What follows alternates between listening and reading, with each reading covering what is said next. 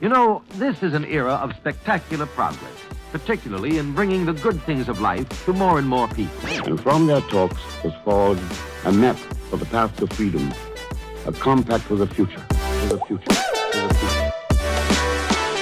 A map for the path to freedom. Socially, I feel more safe, I guess. You know what I mean? Yeah.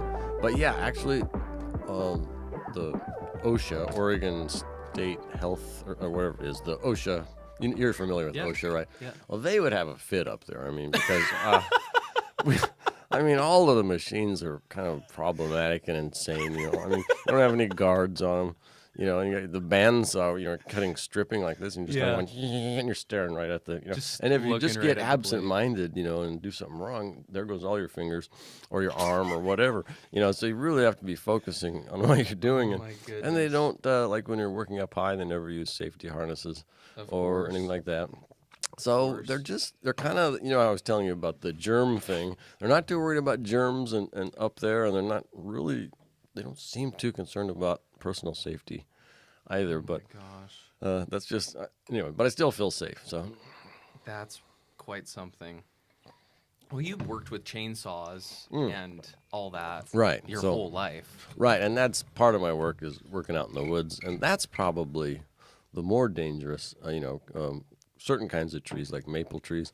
So I'm cutting down maples, to get rid of them, but they're real brittle, and you never know what a maple tree might do.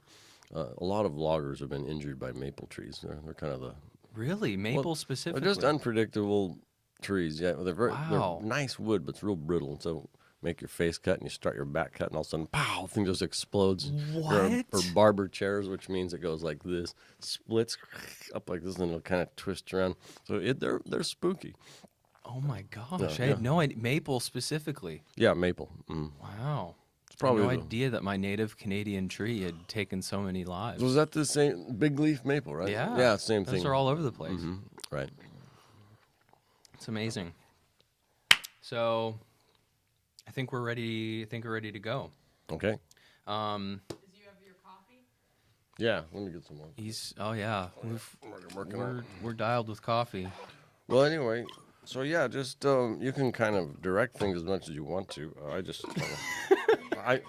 Or redirect me if I start to digress or really bad. That's what you want. No, that's literally. That's the beauty of doing stuff like this is because so much of TV and media is it's edited to the point where it's been pasteurized with all the nutrients taken out. Basically, is the reality of. Say that in your podcast. Oh, absolutely! You actually for sure. And I'll probably include all of this dialogue right now because it's gold.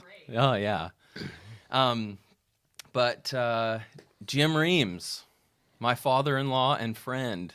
So I've been looking forward to this for 3 weeks. Really? So nonstop. It's a great idea. Oh, seriously. You're one of the greatest storytellers I know. And there's not many people that I could actually say, I could sit and listen hours upon hours of storytelling. It's amazing. I had no idea. Bethany and I talk about this all the time, how phenomenal storyteller you are. This might be slightly weird, but you, this part isn't weird. But you write out a lot of your stories, right? And Bethany will transcribe them, and we will lay in bed and read your transcribed stories and just laugh. It's like bedtime stories, with Jim Reams. It's great. But so you're my father-in-law. You are a Oregon mountain man, I'd say through and through. Yes. You're a writer, even a poet of sorts, I do have lots of poetry. Yeah. A songwriter.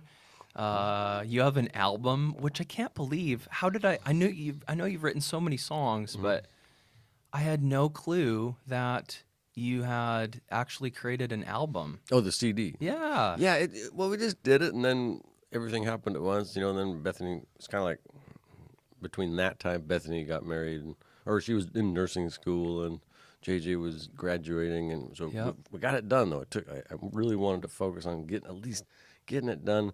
singing something with the kids, and we did it, and then we kind of just forgot about it for a couple of years, and it's like, oh yeah, I have this CD out, That's and, epic. and I like it. Now my music, I think the music I write now is better than that. So I've advanced, you know what I mean, a little bit. But yeah, I loved singing with the kids was something that's really important to me. I love that. You are a very musical family, for sure. Yes, It's something I've so appreciated. I actually grew up. We probably didn't in our family write as many songs together, but we were playing guitar together all the time, singing together all the time. I really think that's super valuable. So you did get to sing with your family. Well, sing at it church is valuable. and stuff. And Right. my dad would be singing all the time. My sisters would be doing duets and stuff. And we Nice. never really recorded anything, which would have been kind of cool to have Right. something to Should've. look back on. But so you do a lot of music stuff, as well as you're a logger for a lot of years. Yes. You're a mechanic. Somewhat. You're definitely a mechanic. Not by choice. Not but, by. Yes. But it runs in the family too. Yeah. Yeah, the mechanic. thing, yeah. And also, I'd say one of the most creative childhood pranksters and Absolutely. hoodlums Oh, absolutely. Yeah. There's no mistake about that. I have ever encountered. That- Your stories are, there's something else. In fact, I think I made a note of that. Is that scaring people and playing pranks? That seemed to be one of my chief goals in life. When I was young, I couldn't think of anything better. I mean, I don't know where I got these ideas from, or something. It's just, but it that's was so good. Now, when I look back, I sometimes feel kind of like a little bit guilty. Yes. It's like at what seemed like good, clean fun, which it was, I think, mostly. But still, I scared some people pretty bad, and a lot of the pranks they weren't mean. They were just pranks, but it was fun. Yeah. I don't regret them. Oh my gosh. Okay, so we got to talk about this. And I'm just forewarning you and everyone who could be listening. I'm going to spend most of this laughing so hard that it might be obnoxious. Like I might have to mute my microphone because you know this about me. When you tell your stories, I end up on the ground. That's what I like about it. Last night, I was crawling out of the living room, just trying to survive. So I'm just. This is the reason why. I gave you the knockout punch. That's- what was it? I don't remember, but was it?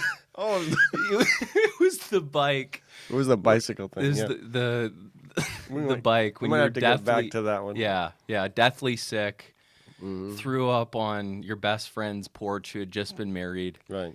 Bought a $10 bicycle along the way in the middle Right. of the winter, sliding all around. You're like delirious with fever. It was Yes. just one of the greats. But here's where we got to start. Okay.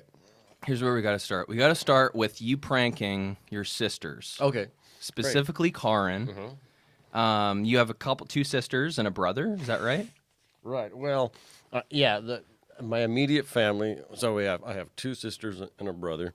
So there's four of us, and then I also have four half siblings. Yep. So in other words, I have 5 sisters and 2 brothers.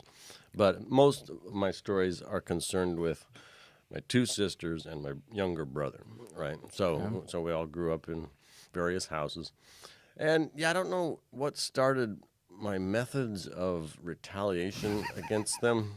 I think what started it was that my father, was a good man, but he had been an only child, so he could not understand why the kids couldn't get along. So if I retaliated in a physical, obvious way, then I'd get my butt spanked or worse. Right, So right. I devised ways, and one of the first ways was back when we lived in Mcdonald Lane. I think it's when I started getting interested in, scaring people and throwing tomatoes and all that stuff. Yes. But anyway, my brother Brady, he had the bottom bunk, right? Yes. And he'd kick my bunk, rinka, and say, stop kicking the bottom of the bunk, don't do that. And every night, rinka. Like, man, but I couldn't do anything because if I did, folks were in the next room. So a guy at school, he said, hey, I got something you might be interested in. It's this mask. Yeah. And it was a devil mask, and it was a skull looked like a devil and had these horns, and you slipped it. It fit tightly over your head. Yeah. And so I brought that home, put it under my pillow, and that night, my brother's kicking the bottom of my bunk, rinka, rinka, rinka. I said, "You better stop doing that because I'm going to do something." He goes, "No, I'm not going to stop, rinka, rinka." So I put on the mask, silently put on the mask, and I had gloves with it too, so I had the long droopy fingers. And looked at him, and he screamed so loud that I heard something go thump in the next room where my father was, and he was already headed, and my brother was just screaming. I had driven him insane with horror, and he's screaming. So I stuffed the mask back under the pillow, put the covers over me. My father barged in. "What's going on in here?" I said, I don't know, but he's just having a little problem, and he didn't say a word. So oh my goodness. I got away with it, and wow. he stopped kicking the bottom of my bunk, and so I learned something important there. Wow. That there were ways. So to this deal is with. the origins, the beginning That of was part of the beginning of it, yeah. Because at that time, see, that's about the time I became the ghost of Mcdonald Lane. And Is this a self-made name, or is this spread throughout the town? Were you known? I was pretty well known. The little Okay, so hold on. So this is in Oregon, right? Oh, in, yeah, I'm in sorry. Monmouth, yeah, Monmouth, right? Monmouth, so Oregon. you live near Whitman Street with you and Yeah. Bethany. So Mcdonald Lane was just as you went out of town. There was a little gravel lane. And there was an old white house there and a creaky old barn. Yeah. And a bunch of fruit trees and an old rotten shed by the road, and that's where we lived. Perfect place for us, right? Okay. And this is Central Oregon, pretty much. Oh, right on. Would you say? Well, maybe not Central. Well, how would you describe it? It's near Salem, Oregon, Salem is right off the I-5. Oh, so no, we're talking about in Monmouth. We're talking about Monmouth. Yeah. So yeah, we're south of Salem. Mm-hmm. Yep. Right. South of Salem. Mm-hmm. Probably an hour from the coast. Yeah, an hour from the coast. Dead exactly. center of Oregon-ish. So you had the ghost of Mcdonald Lane. Right. So in that, there's a neat old house, and we rented it, but it's not there anymore. But anyway, the little gravel road went right in front of the house and didn't get a lot of traffic. But I found this old rotten gray blanket somewhere. It's all tattered and shredded, and I was 10 years old, so I was about the size of a shriveled old woman. Yes. So I'd put that over my head so it drooped down and wrap myself in it. And what's amazing is my subtlety. I was very good at the subtleties of scaring people. Because you never wanted to go boo or anything like that. So I would just go out near the road, kind of in the fog, and just stand there, not move a muscle. And a car would come crunching down the gravel, and they'd stop and look at me, and I wouldn't move a muscle. I'd just stand there looking at them, somberly. They'd roll down the window and stare. I could see their eyes literally get huge. And a lot of them would just burn the tires off just getting out of there. It happened repeatedly. Yes. And some of my sister's friends from school started commenting on the fact that, I've seen something really weird around your place. Is your place haunted? Oh, and she didn't. I never told her anything about it. Really? So we got a reputation of this strange apparition that had been seen. And people were scared of it, because they hadn't seen anything like that before. That is hilarious. It was. And it was very satisfying. So, okay, you gotta remind me of the one where you rigged the sound system through the attic. Oh yeah. So speakers. Well, so I noticed you have this great sound system. Yes. Here, and in my day we had pretty crude stuff. Yes. I had no record player, and we had reel-to-reel tape recorders and cassettes, but what I found was that tear the old speakers out of some old tape player or something like that. Yeah. A speaker about that big. Yeah. So the speaker could not only be used to produce sounds where there should not be any sounds, but also you could use it as an intensely good microphone. Wow. To pick up the smallest sound, like a super mic, basically. Wow. Right? So in my sister Shirley, her room was right next to mine. So, and again, this is retaliation for, what I considered unjust treatment on their part. So I had wires strung all over the house. It was blasting wire, basically, and it was pretty easy to hide it, under carpets and stuff. So I had it strung up in the attic above her room, and had a speaker there, and so I would record some sounds, but nothing too loud. I would just kind of sit there with my tape player and kind of go, oh. or moan a few times. Yes. The moaning. Just an occasional moan. Yeah. Yes. So it'd be like maybe a 2-minute recording. Right. And then I would play it and I'd wait till about 20 minutes after she got into bed and play it. Yeah. And it got immediate results. I could hear running feet, doors slamming. And there's no way she could blame me for that. Yes. And usually she would come running in my room. Right. And look right at me. Right. To see if I was in bed. Of course. Because, I was suspect, of course. But Yes. I was just like, what do you want? And Wow. then the recording would automatically end. I didn't have to do anything. So I had everything set up, So it worked really well. And also put it out. Just the level of intentionality. It was very intentional, but it had Like, to and be the that way. time. Like, this would have taken you hours upon hours. It did. It took a long time. It had to do it when no one was there, right? Yeah. So as soon as you got out of school, nobody else was home, you had to start doing some run the wires, get the speakers ready. Oh, my goodness. But using it as a listening device was incredible, too. So I put it in the living room, the Yeah. speaker, Yeah. put it as a microphone, and you Yeah. could literally hear whispers from the kitchen. So I could Wow. basically hear what my sister was saying about me. No problem. And I'd be taking notes. I see. But yeah, Shirley was a big target for my mean pranks because Okay. she was mean. Yeah. And Karen was nice, but she was just so fun to scare that Karen was really I got fun. such a great reaction out Yeah. of her, great screams, and then she had a good, she had a sense of humor about it. But yeah, Karen, so her room was on the other side. So Okay. Shirley on one side, me in the middle, Karen on the other side. So Karen, yeah, she'd always be working in her room late at night, typing or doing something.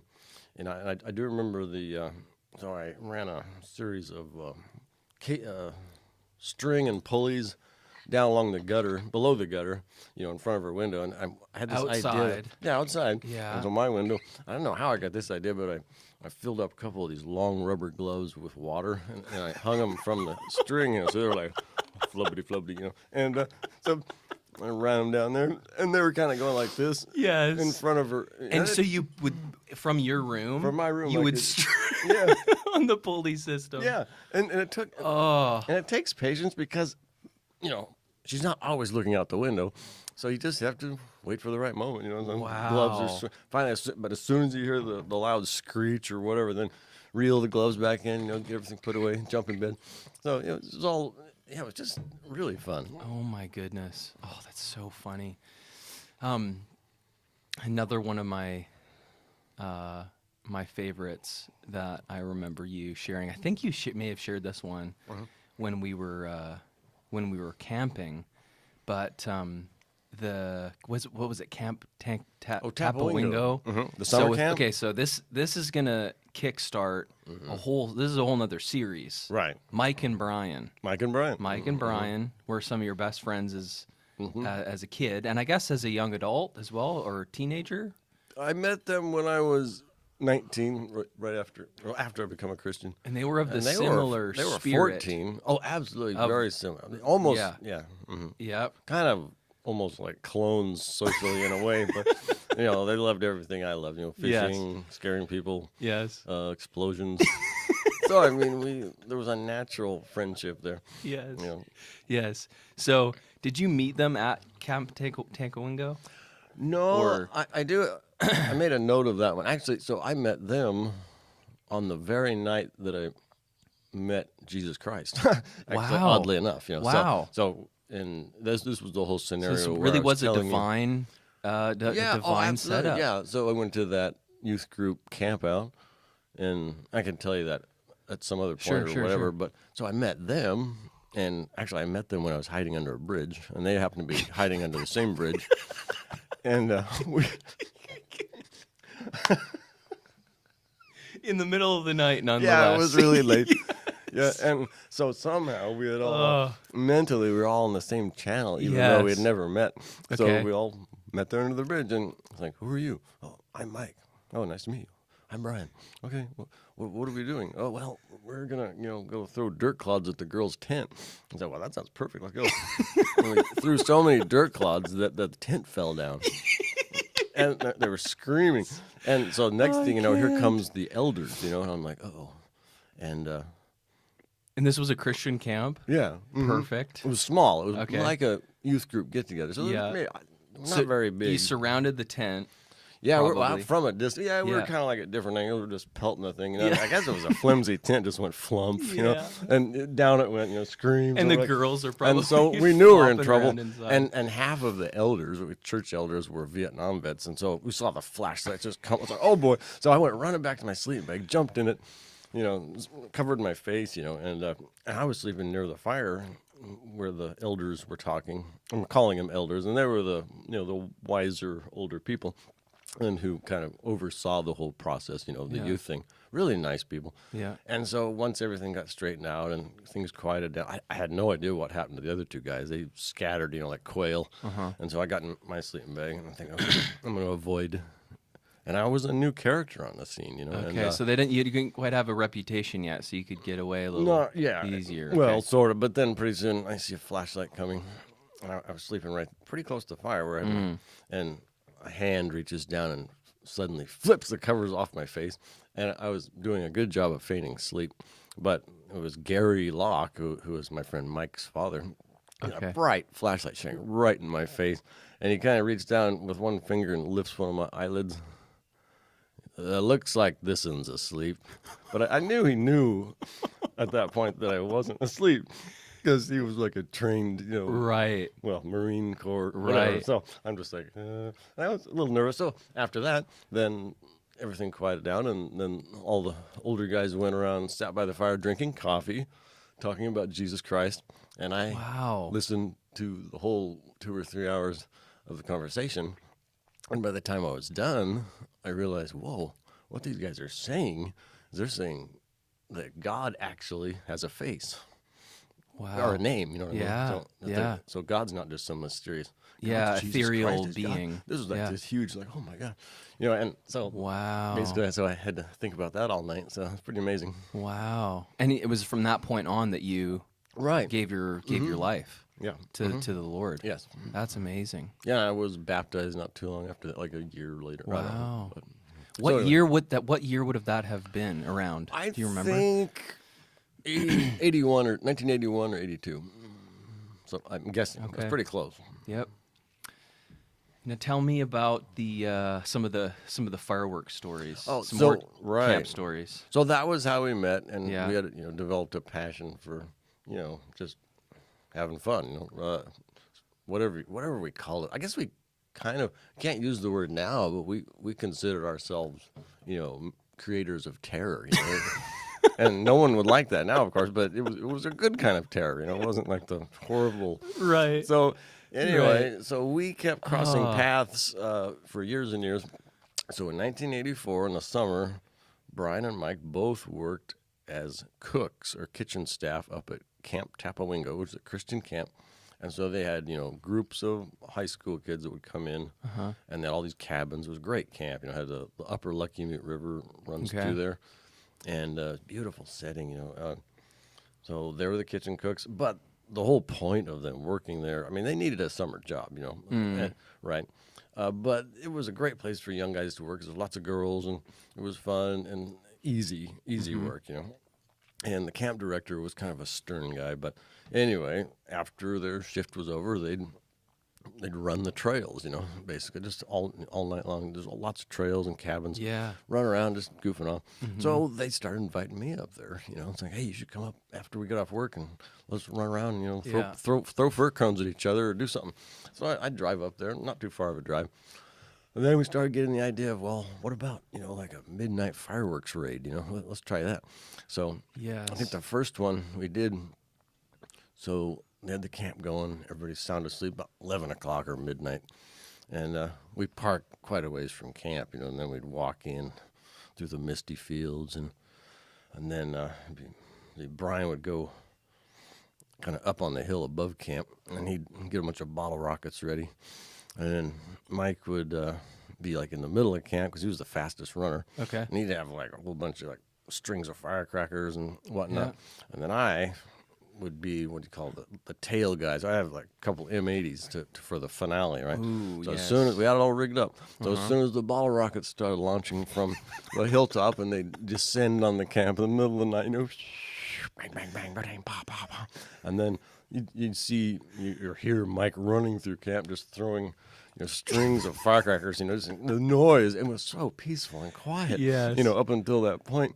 And it would just seem to us so delightful to disrupt the, peace and quiet of the place, And then, so once the firecrackers started lighting, then I knew Mike was already accelerating, out of camp, right? Yeah. And so I'd take a couple of M80s, which are incredibly loud. Yeah. It's like a quarter stick of dynamite. Oh, yeah. It's pretty not much. like a hand grenade. So Yeah. I'd light both of them, just toss them, and then I wouldn't waste any time. We didn't want to get caught. Yeah. And so, these guys are still employees of the place, right? So, if they get caught, the director's going to be too happy, right? Oh, yeah. So we'll just sprint out of there, and we hide under a bridge, for a while, until everything settles down. Then we go to our truck and drive away. And so we did that repeatedly. Yes. Or some nights we'd just go there and goof off and run around, just scaring people, basically, Yes. just for fun. But it just seemed like the perfect thing to do for three guys, Oh my goodness. It's so good. It reminds me of, so part of the reason why I think, Jim, why I like your story so much is because it's so similar to my childhood. The amount of hours I spent concocting explosives and like pulling fireworks apart to make bigger fireworks and like playing with gunpowder and like it was pretty phenomenal. Like I was also known in my neighborhood. Anytime you'd hear large explosions, the neighbors would call our house. Is that right? Seriously, yeah. And we lived close-ish to a forest. Probably my claim to fame was so fireworks are like pretty illegal in Canada. Oh, I see. And somehow I would find a way to get my hands on these things. get 'em. I would know the right person, and I would actually deal fireworks to my entire school for no profit. I would buy them at cost. No profit. I wasn't in it for the money. This was pure just joy and Joy of satisfaction. sharing, yeah, just sharing the love. And I remember this one time we would so there's a big forest by my house, and we were lighting fireworks like firecrackers off in bottles because it makes cool sound when you light it off in a bottle. It's like a thump, like a thump, and it shoot. You can see the explosion like shoot up in the air in glass bottles, and they weren't breaking. So we're like, well, we should like change it up here a little bit. Like let's fill it full of water. How do you get the bottle to break? Yeah, how do you get the bottle to break? So we filled it full of water, and then we're like, "That's cool." And then we ran out of water, so we peed I peed in the bottle. So we're like, "Oh, this is even better because you light a firework, a little firecracker, and poof, a whole like jet stream of pee goes Golden showers 30 feet into the air, and then we're just loving this, and we're probably half an hour into the firework session, and then we're like, well, we should light a whole string and then cap the bottle. Now, we didn't know that when you cap it, the explosion has nowhere to go. So immediately, like, the next logical thing is what happens is you cap it and it's lit, and the bottle full of pee explodes into a glassy grenade of urine. Wow. And covered, Jim, it got in my mouth. Like, it...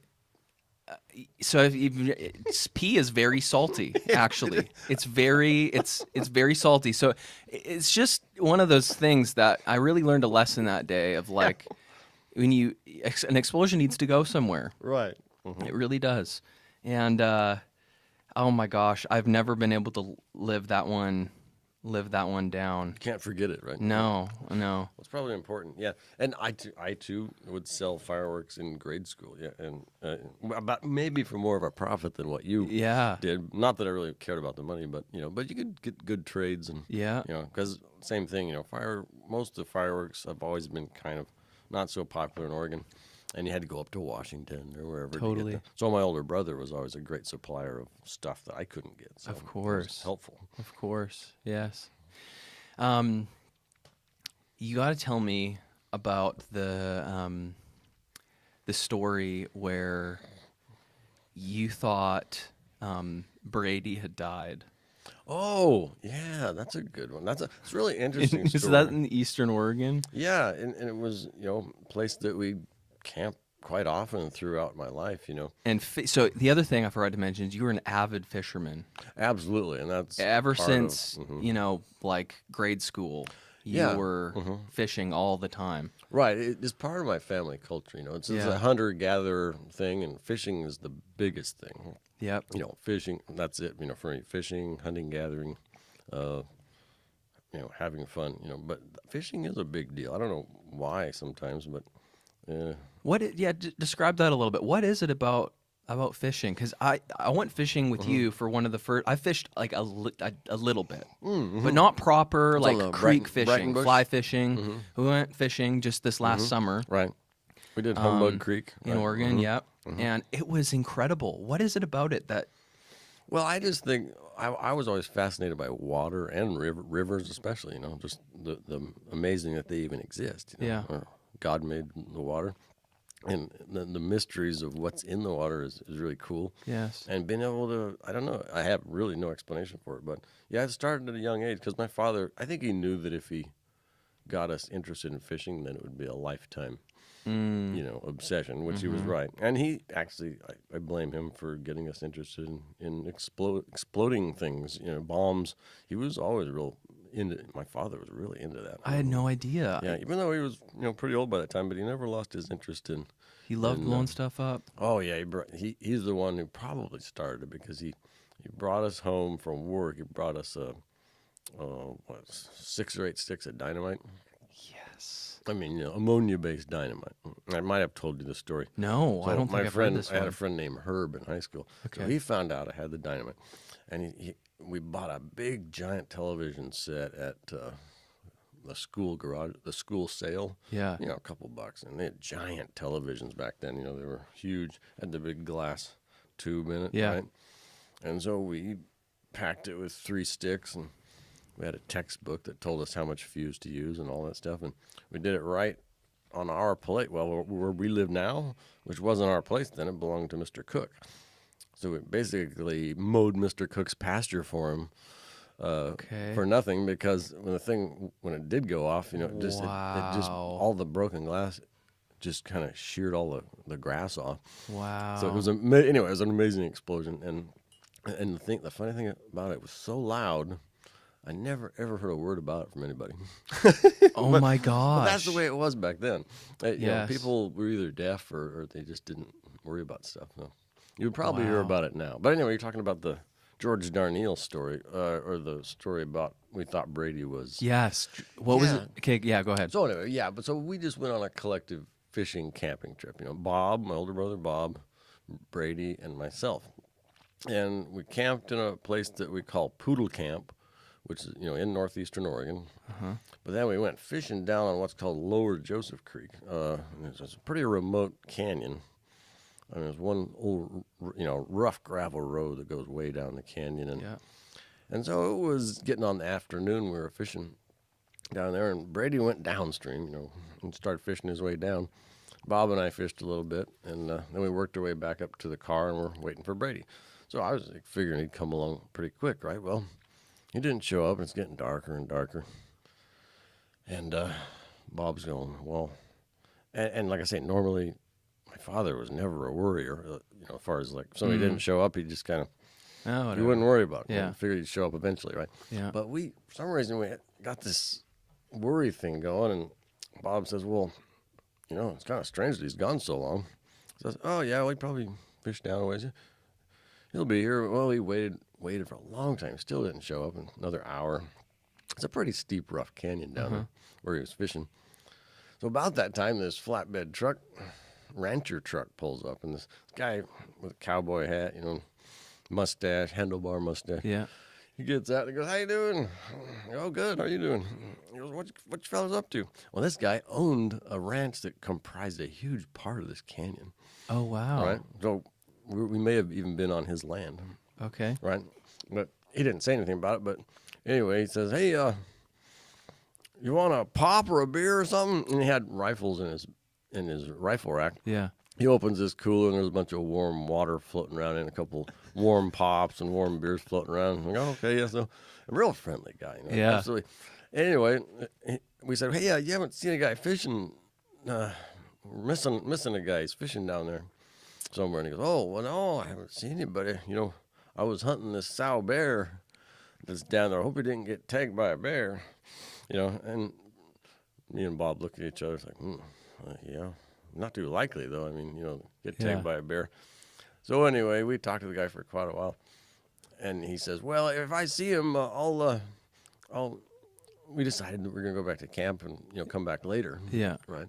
So in the meantime, Brady's fishing down the creek, probably oblivious to time and whatever. He probably just got sucked into the vortex of fishing or whatever. So Bob and I go back to camp, and somehow we, because of the circumstances and the way George Darnielle had acted, we between the two of us, we developed this theory that it was likely that Darnielle had, since he was bear hunting, that he just decided to shoot Brady, and then he had him hanging in some woodshed or something like that. And the more we talked about it, the more real the fear got. Of course. And then it got dark, and we had the campfire going, and we decided, well, here's how we know. So if George Darnielle comes to our camp, because he knew where we were camped, right? And he said if he found our brother, he'd let us know.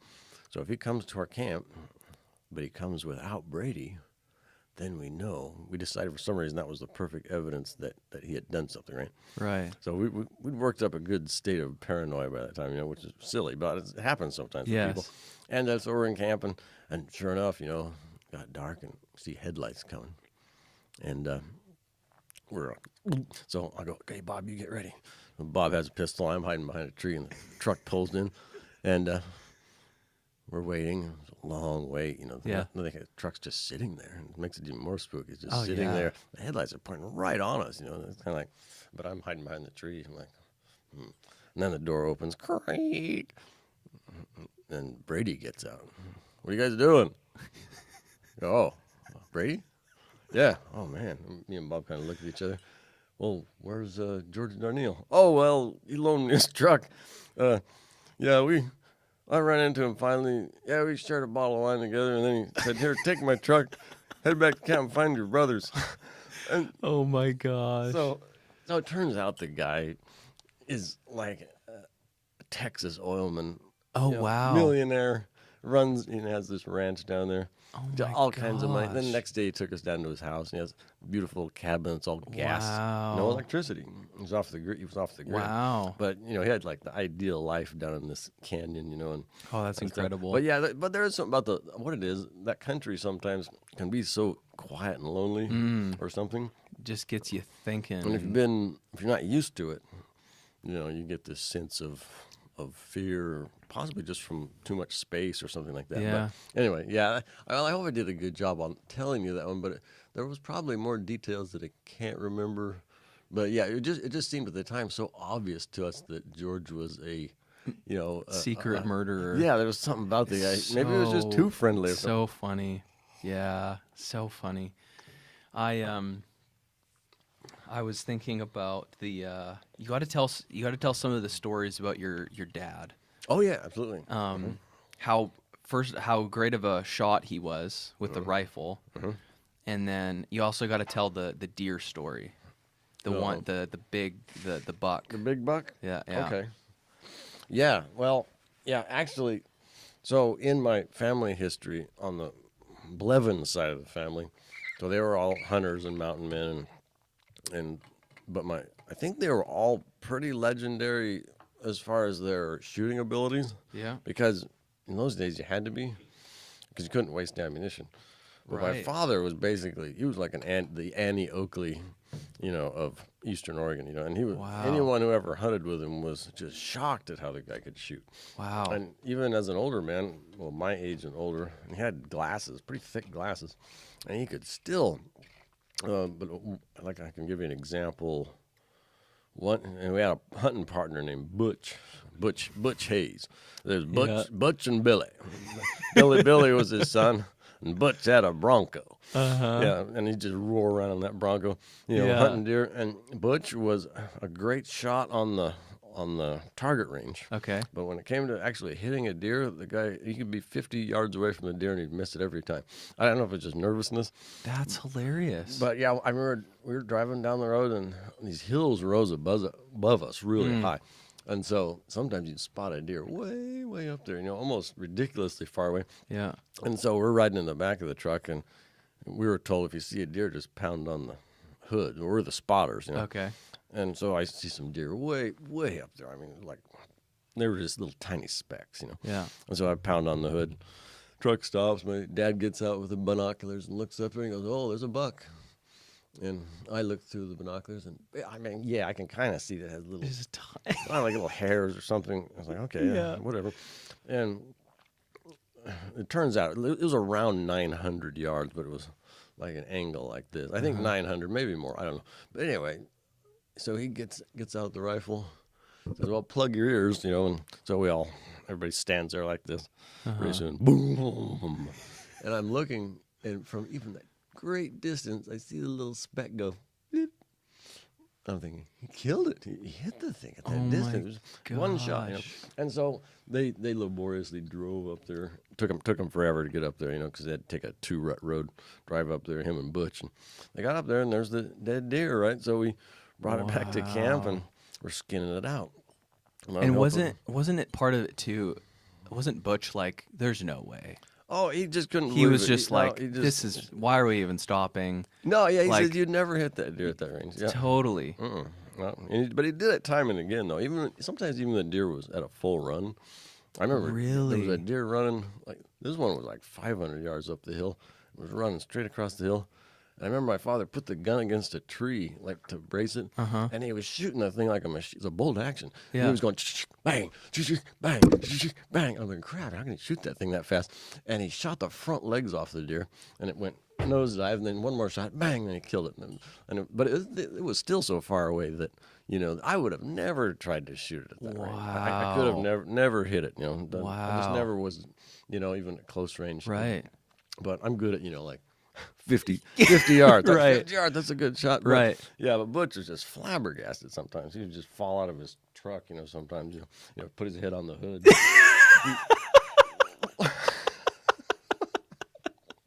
Yes. Oh, that's hilarious. I didn't know that. Oh, yeah.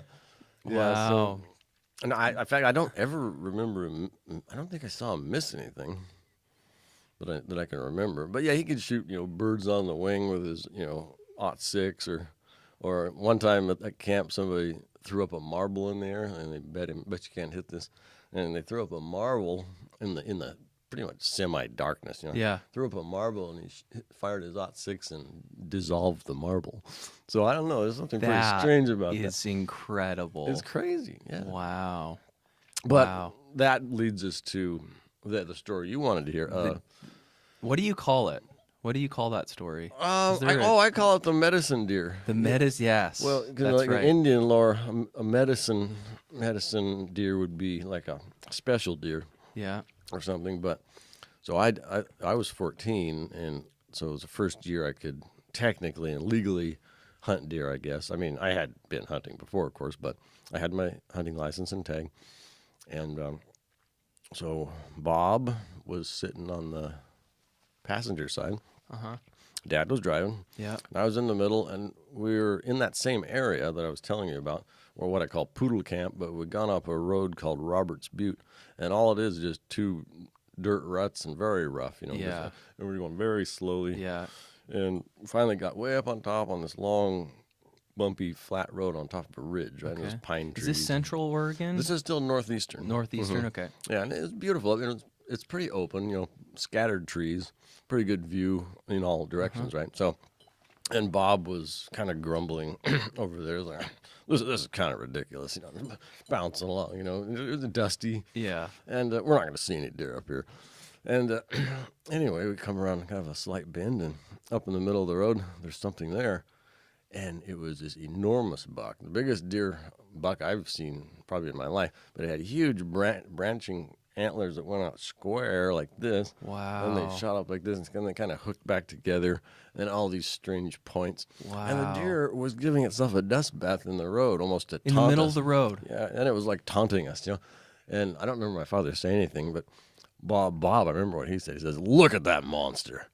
And so we kind of crept forward, and the deer, of course, wasn't stupid. It jumped up real quick and gave us the wily look, Right. And then it just sort of trotted off into the timber. Okay. So my heart was just like, Oh, yeah. oh man, And so Dad pulled up a little ways, and I remember he jumped out without saying anything, and he just started marching off down the road like that way. Yeah. Even though the deer had gone. Okay. So, and then Bob, he jumped out and went that way. Uh-huh. So I had my father's old .6, and I just went basically where the deer had gone. Tried to follow it. Anyway, I went into the woods and couldn't see anything. And then I hear Bob again. He says, "There it is. Shoot." I go, "Where? What are you talking about? I don't see it. Shoot." And finally, I see the deer just kind of coyly stick its head out from behind a tree. It kind of looks at me like this. Wow. It's huge antlers, and then it just takes off running. Wow. And so I started shooting, the best I could shoot. Yeah. And I was making the mistake, I think, of trying to lead the animal a little bit, because I'd never shot at a running animal. So I'm just blazing away, blowing bark off of trees. Small trees are falling down, just deafening the whole. I think I used up my whole 5 rounds. It was blam, blam. So it wasn't for lack of trying, Right. I tried everything. So anyway, there was silence. The deer finally, I didn't hit it. Yeah. So it ran, and it was heading right for my father. Okay. And he had basically sort of ran up this hill to get where he must have anticipated where the deer would go, because I wouldn't. Wow. So he was already there. But thing is, he had this 270 with a 3x9 scope, right? And by the time he got into position, the deer was running right straight toward him. Oh, my And gosh. so he pulled up the scope, and all I could see was like rocks and blurry hair and stuff like this. And so for the first time probably in his life, he missed, and he missed twice. The deer just kept coming right at him, like it was almost like it was charging him. And he shot twice, and by the time of the third shot, the deer sort of leaped over a steep rock wall, and it was gone. Wow. And so anyway, after all that was over, I was like, dang, I just missed, a dream. I could have got that buck, but I didn't. Yeah. And later my father said, well, remember, it's not all the fish that you catch or the deer that you kill that you remember. It's the ones that get away, right? Wow. So anyway, he came back, and by that time, he was coughing really bad. Oh, and okay. I think I was aware that he had a pretty bad heart. But but that run up the hill and then the encounter with this deer, I think he basically had a heart attack, or at least another heart attack right there. Wow. On the spot. And he coughed for a good part of the day. And I asked him, I said, "Are you okay?" And he goes, "Oh yeah, I'm fine." But he knew he wasn't fine. But at the same time, I don't think he would have traded that in for anything, because it was such an amazing experience. But it was just an ultimate hunting experience. So yeah, the way you describe that deer is, have you ever seen a deer like that ever? Definitely not in those circumstances. Yeah. Where I was actually in the hunting mode. Yeah. We've seen some like certain times a year, like during elk season, you see big ones, but there's nothing you can do. It's kind of like, oh, ho hum, there's another big monster buck, and they don't come out till season's over, right? Right. So nobody ever gets them. And this one just happened to be, we caught him. Yeah, the right time. Or in my mind, he was just waiting there for us to give us a little scare or something. But yeah, you got to tell the story of when I think it was you, Brady, and Karin were driving with your dad, and your dad just decided to take a turn. Oh, yeah, I got that one right.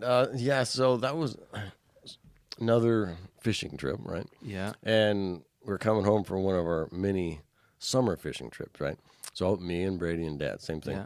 And if I remember right, we were driving this old Ford station wagon that time. It was one of those long, really long, flat-looking ones, Yeah. So it had lots of room in the back. And we had, spare tire, leg wrench back there, fishing poles. And been a good trip. It was a typical summer trip. We were wet, tired, hungry. We got some fish. Of course, had a miserable time. That's all part of.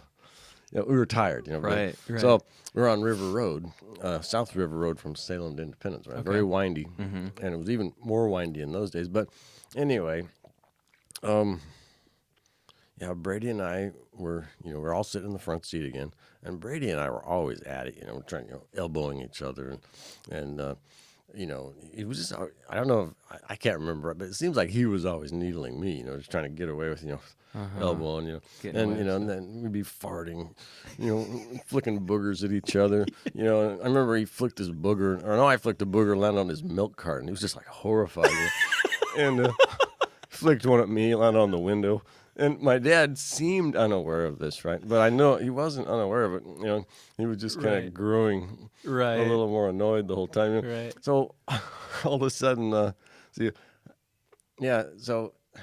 we're driving down River Road, and all of a sudden, my father just jerks the steering wheel hard to the right. I mean, really, and the car just flies off the road, and we both scream. Ah! We're screaming, and we're in the air. And and we had no idea there was anything. We thought we were going over the bank, that he just lost it and he had it with us and he was going to kill us all. But anyway, there's a road there, but it went like this straight down, and then it like crossed a little railroad track or something. Yeah. And so he knew it was there the whole time, right? Yeah. But anyway, so the car's in there, and then it slams down, and everything in the back and we bounce, 10 feet up. Yes. Our heads hit the ceiling. The lug wrench back there is bouncing around, and it breaks the jar of grasshoppers that we had back there. And Brady, I remember distinctly, as soon as we hit the ground, then we bounced over the railroad tracks, and he spit milk all over the windshield. It was a huge white spray. So grasshoppers jumping all over. Grasshoppers everywhere, flying, jumping, milks on the windshield. My father's still not saying a word. And That's terrifying. All I can say was he got our attention, basically on that one. And I don't think we said much for quite a long time after that. And you guys were just like, we're just looking at Dad pretty going, much. What's going to happen next? That's exactly it. Grasshoppers. And was Karin in the... I don't remember her being there, but a lot of our trips in high school, she was already either out of high school or, she'd moved on into a more, the tendency is to, move into a social life where you don't go fishing as much, But, I think we were able to hang on to that, go fishing with Dad thing for a long time. It was just kind of cool. Okay. It just became a summer tradition. And, every I don't know how he had the energy to do that because he was still working. Yeah. So summertime, we'd go fishing That's on the weekend. amazing. Go somewhere, kind of generally up kind of where we went or somewhere, maybe in the Coast Range. Wow. So fishing, it's not so much all about fishing, but it was just about being out in the woods, I guess. Unplugging a little bit. Mm-hmm. Now, you got to tell some logging stories. I Some can do that. some good logging stories. So you're working at a wood mill right now. Right. Sawmill. Yeah. A sawmill right now. Mm-hmm. But you logged for a lot of years. I did. And had some. You'd be up in the middle of nowhere and had some pretty crazy experiences from what I remember. Which ones stick out to you? There's been a lot. Well, I think probably the one that you're most familiar with is the big boulder or whatever that's it was. a great one. And that was probably one of the more frightening jobs I've worked on. Yeah. As well as my second job, in fact. So the first place I logged was called Upper Pamelia Creek, which is up in it was pretty easy. It was pretty flat ground, great big logs from the Willamette National Forest, Wow. So they were still logging national forest. And so that was pretty good. It was real fast-paced. I mean, extremely fast-paced, but pretty safe, reasonably. I mean, but then the next job, they went up McCoy Creek, and the unit was the name of the unit was named Spire. Okay. And it was named so because the unit, the place where we logged, was incredibly steep with lots of cliffs, but it had these rock spires that would just stick out, and it was like rocks stacked on one another. Wow. You know, and you could actually climb up on them and stand on them. It was like a castle tower, you know. Wow. So anyway, they rigged the yarder up, and we had the biggest yarder in Oregon. It was 110-foot Washington, you know, with a huge V12 diesel in it, and the Skyline, which is your Steel line cable? that's the line that you hang the Sky Car on, right? It was 1 7/8, which is approaching the size of my wrist in size, right? So immense. The power of the thing was incredible, right? And would you rope logs to it and cart them up and down the mountain, and then supplies and stuff as well? Well, so what we did, we set the yarder up on this miserable rock. Okay. And we had to create things to guy line it down to. Right. So I had 8 guy lines. So we got it, you know, rigged up. Took a day and a half or 2 days to rig it up. Goodness. Then we had to get the skyline out, but the land dropped away like almost forever. So they put out like a mile of skyline out there. And so we eventually got the skyline out. That took a couple more days. Then we put on the huge Bowman Sky Car on the skyline. And this thing in those days, they were monstrous machines. The Sky Car has its own diesel engine, and so it's pulled by the main line, right? So you let it out. So it lowers down the line, and that's what you put the logs on, right? Got it. Okay. So I can draw you a picture sometime. Yeah. I know if you haven't been around logging, sometimes it's hard to picture what it is. But anyway, so the Sky Car is up in the air a long ways. So we let ourselves down over the hill with the ropes, and then... So you'd ride the Sky Car? No, well, we did a couple times on that job, but even then it was illegal, but it's pretty scary to do. And we wouldn't pick ourselves up, you know. Right. What we do is we pick ourselves up a little bit and then go ahead. So you're basically dangling from 400 feet of dangling line, and then the ground is like this, so you're kind of like picking yourself up a little bit on the Sky Car and going ahead on the yarder. Okay. And then you're spinning around, trying to keep from falling off. Or sometimes you could just grab onto the chokers and walk behind them, which is totally exhausting. It's fun, though. Right. Because what happens is, it's like, hey, we're going to walk the chokers out. So you tell the yarder engineer. So he goes, okay. So he starts going ahead real easy, you know, nice and easy. Yeah. So you're holding the chokers. Yeah. Okay, this is okay so far. But then the yarder engineer kind of loses focus, or he starts getting impatient. You're going a little faster, and pretty soon you're jogging along up a really steep hill, holding on to the chokers, and everybody's kind of jostling each other.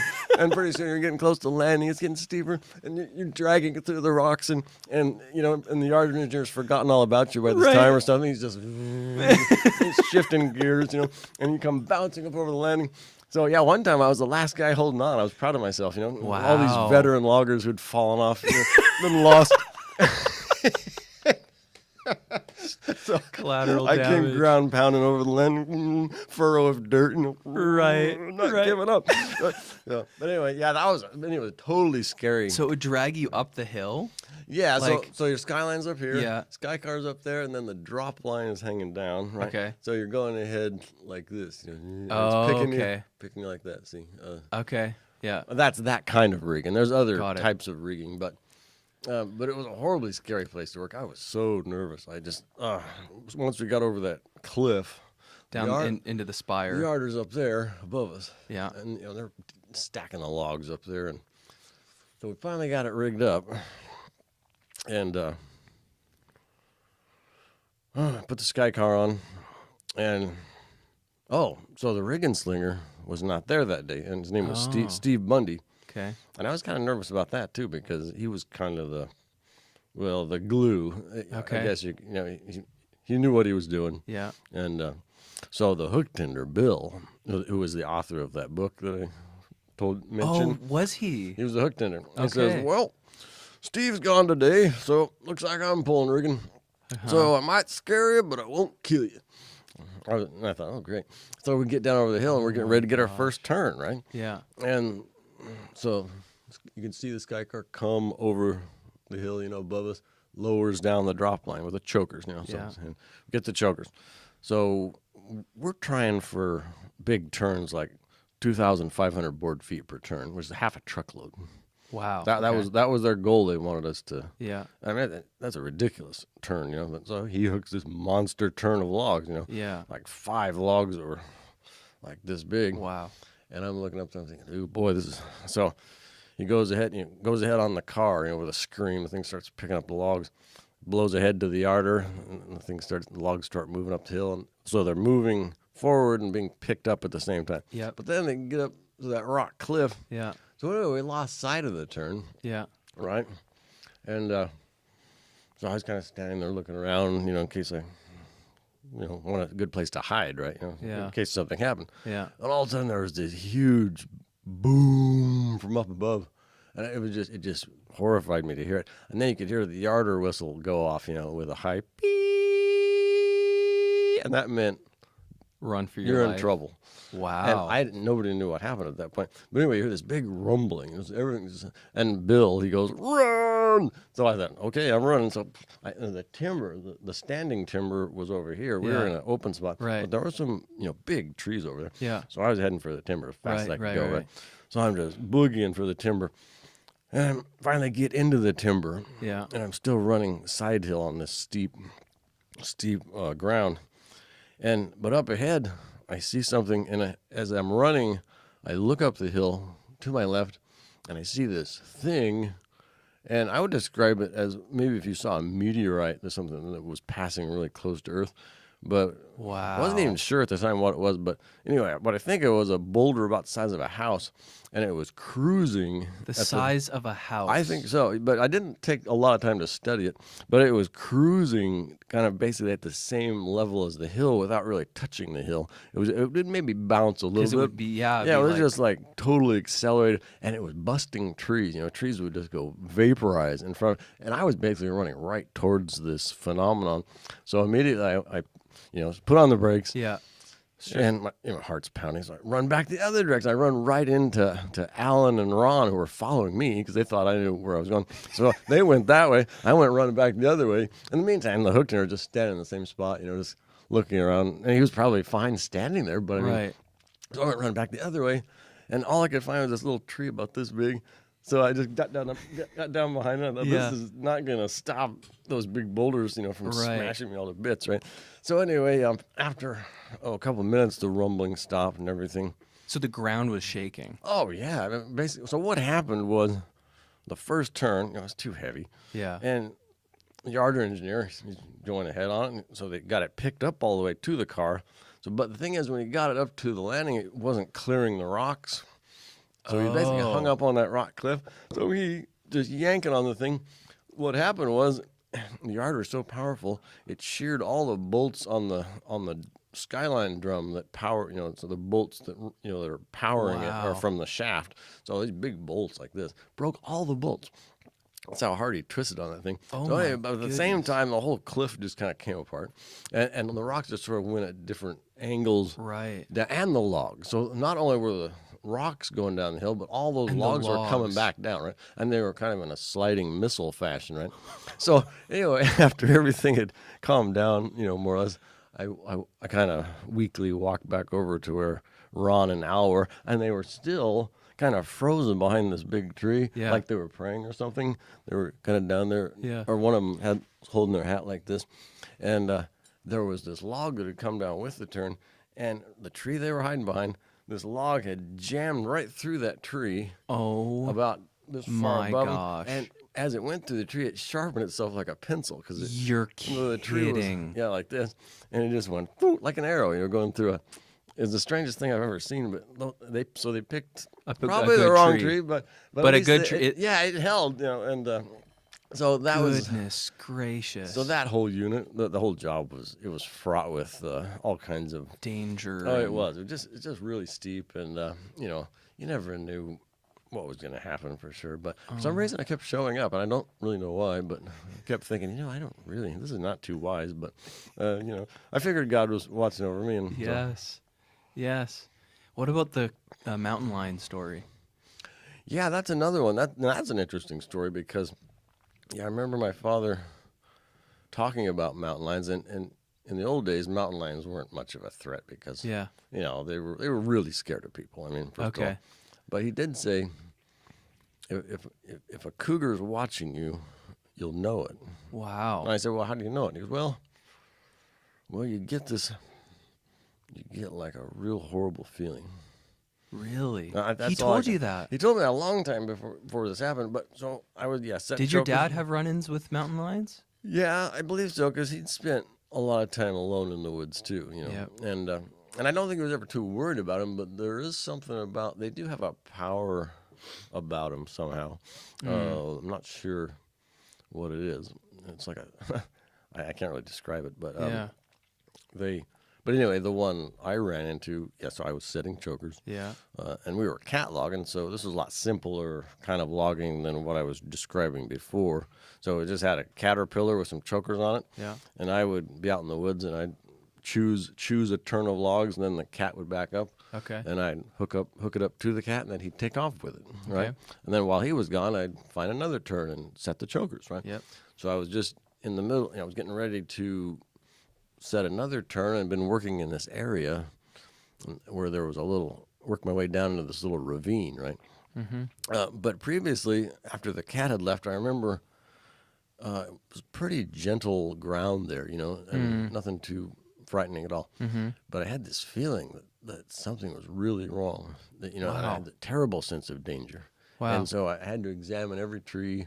Look for dead ones that might fall on me. There was no rocks or anything. There was no Right. cliffs, and so I'd been in really dangerous places, before that. Yeah. Terrible places there was nothing dangerous about this place, but I couldn't shake the feeling of terrible danger. And so I thought, well, I don't know what it is, but it's just a feeling, I guess. But it wouldn't go away, though. Yeah. In fact, it kept growing. It's like danger. You're in danger. Yeah. Yeah. So anyway, the cat skinner, he comes backing up to me again, and he's basically, in reverse, looking back over his shoulder like that. And he goes, hey, do you see that deer? I said, what deer? He goes, well, it was just right behind you. It just walked right behind you. This guy's name was Alan Bigler. Yeah. And I looked around, and I said, no, I didn't see a deer. Yeah. Well, what he had seen, turns out later, was the cougar. I'd been sitting on this log, kind of facing him. And so probably the whole time I was sitting there brooding about feeling danger, that cougar had been right close. I mean, really close to it. I never had a clue the thing was that close, right? And I've been really looking around, maybe for the wrong things, but right.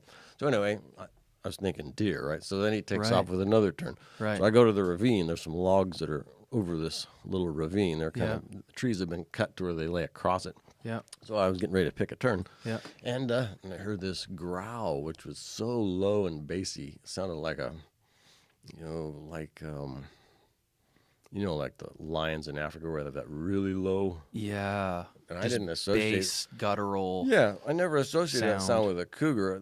I thought maybe more like a scream, but this was like a really guttural growl, just real close to me. Yeah, yeah. And so I looked down, basically below where I was standing on the logs, and suddenly it just kind of materialized. I mean, it had been there, but it's like it had a cloak of invisibility, and it just like took its cloak off and said, "Here I am," and the thing was crouched there, staring at me with directly big at green you. eyes, and the look of hate in that thing's face was just unbelievable. I mean, you couldn't imagine it. I think, man, that thing.